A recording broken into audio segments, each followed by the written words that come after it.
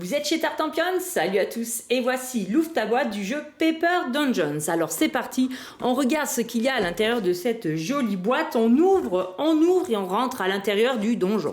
Tout de suite on tombe sur les règles du jeu qui sont totalement en français et c'est bien pratique avec le descriptif du matériel, sa mise en place et les images qui vont avec, l'explication avec le vocabulaire de votre feuille car c'est un roll and write, les différentes petites cartes mission, objectif et pouvoir. Et ensuite, eh bien, comment jouer.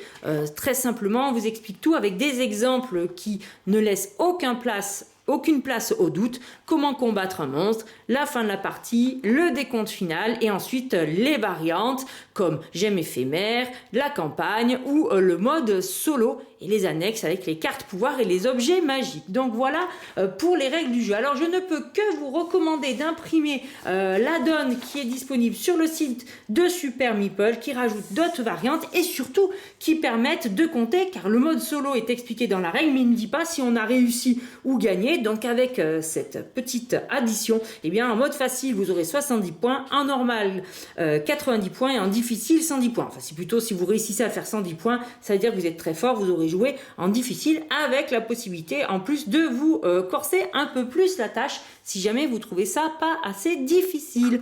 Dans le jeu, on a donc des cartes de donjon qui vont nous permettre une installation de départ. On va rajouter à notre feuille du bloc ici l'emplacement des monstres et qui va changer de carte en carte. On va aussi rajouter des murets qui vont aller de ci et de là. Ça permet de faire un point de départ différent. Et c'est avec ces cartes-là qu'on pourra lancer une petite campagne, c'est-à-dire jouer 3 parties d'affilée en fonction des numéros notés au dos des cartes. Des numéros, que dis-je, des lettres. Par exemple, pour la première campagne, eh bien, vous jouerez avec les cartes A, B et C. Ça sera le mode héros urbain. Vous voyez, A, B et C. Et vous avez un texte qui vous raconte une petite aventure et qui vous redonne ici l'apparition des monstres avec D, E et F. Eh bien, ça sera la momie d'Amnata, si je lis bien. Ensuite, avec G, H et I, vous pourrez jouer à la campagne Les Terreurs de la Tour. Et pour terminer, autour du royaume, vous utiliserez J, K et L. Voilà pour la petite campagne, parce que les parties s'enchaînent assez rapidement. Ici, vous avez également un petit sachet avec 8 crayons en bois, si jamais vous n'en avez pas chez vous. Il y a plein de petits sacs, moi j'avais tout déjà déballé, mais vous pourrez ranger comme vous voulez. On arrive enfin à nos fameux monstres et les cartes sont magnifiques. Alors, il y en a un à chaque étape du donjon, donc vous aurez 3 monstres par donjon comme on le retrouve, voyez ici sur notre carte. Donc moi, je vais vous présenter d'abord les premiers monstres du niveau 1.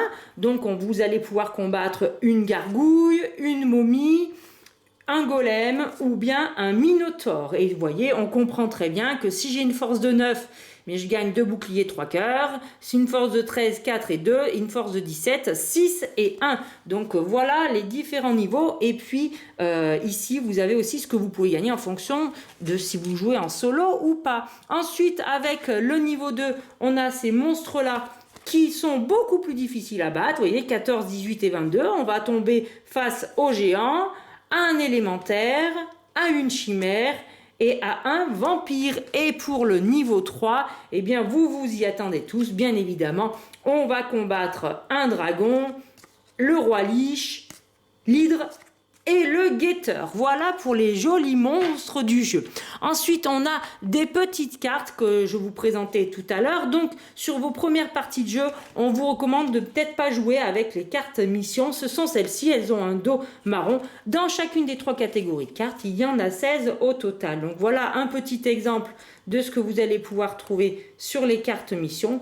Quand vous serez un petit peu plus entraîné, vous pourrez rajouter ceci à vos parties. Ensuite, par contre, on va avoir à chaque fois des cartes objets que l'on voit ici. Donc, ces cartes objets, ces cartes pouvoir, pardon, vous voyez, je cherchais le terme exact. Ces cartes pouvoir vous donnent un pouvoir en début de partie. Vous en recevez 2, vous en choisissez une et vous démarrerez avec ça. Ça peut quand même bien vous aider. Et au fur et à mesure que vous jouerez, eh bien, vous saurez lesquelles vous préférez. Votre choix sera assez vite fait. Il y en a des très intéressantes. Alors attention, certaines vous enlèveront quand même des points de victoire en fin de partie et d'autres vous en donneront. C'est peut-être et même certainement pour rééquilibrer certains pouvoirs un peu plus forts, un peu moins forts. Et on continue avec les cartes objectifs. Donc, comme je le disais, il y en a 16. Voici le dos. Et voici les différents objectifs que vous pourrez réaliser. Si vous ne les réalisez pas, c'est pas grave, mais ça peut vous faire des points en plus à chaque fois, 2, 4 ou 6 points, si vous avez fait la condition qui est expliquée ici. Voilà pourquoi il y a un point d'interrogation sur vos points. Mais surtout, en bas de la carte, eh bien, on vous donne les couleurs qui seront attribuées à vos 4 factions. Les guerriers, les magiciens, le clerc et le voleur. Donc ici, eh ben, le magicien et le voleur iront avec les dés noirs et les 2 autres avec les dés blancs. Et vous allez voir, alors on peut retrouver la même colorisation, mais on peut avoir aussi des répartitions différentes, vous voyez, sur les cartes. Ça va de pair avec les objectifs. Voilà pour les petites cartes que vous allez retrouver dans le jeu de Paper Dungeon. Voilà, je vous les ai montrés. On continue avec les dés. On a 6 dés en plastique qui sont assez gros, 3 noirs et 3 blancs. Tous les dés noirs sont identiques et tous les dés blancs sont identiques également. Sur les dés blancs, on va retrouver, et sur les dés noirs également, mais pas avec les mêmes petits chiffres, les 4 factions. Donc on retrouve le guerrier, le voleur, le clerc, et ici le guerrier a le chiffre 1, le voleur 4, le clerc 3 et le magicien 2. Et sur les côtés ici on aura un trèfle en 9 et une tête de mort qui n'a pas de chiffre. On retrouve les mêmes factions mais avec des chiffres différents. Le guerrier à 5, le voleur à 8, le clerc à 7 et le magicien à 6. Une tête de mort. Et là, par contre, on a 3 bottes avec un petit 0. C'est tout simplement pour noter les chiffres pour évoluer.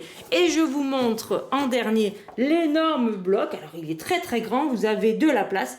Il y a plein de choses écrites, mais en fait, ça s'explique très bien. Là, on voit les manches et la fin de partie, les monstres à chaque fois.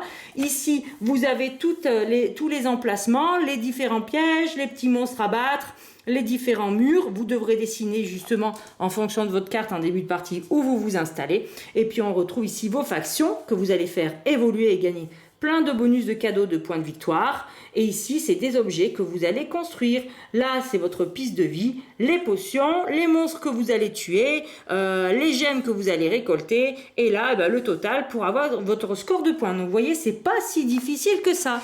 Et voilà, chers amis, je vous ai presque fait un début d'explication de règles, rien qu'en vous présentant le matériel tellement c'est intuitif. En tout cas, je reviendrai très vite pour vous expliquer les règles bien correctement. D'ici là, je vous dis à très bientôt chez Tartampion et surtout n'oubliez pas, amusez-vous bien!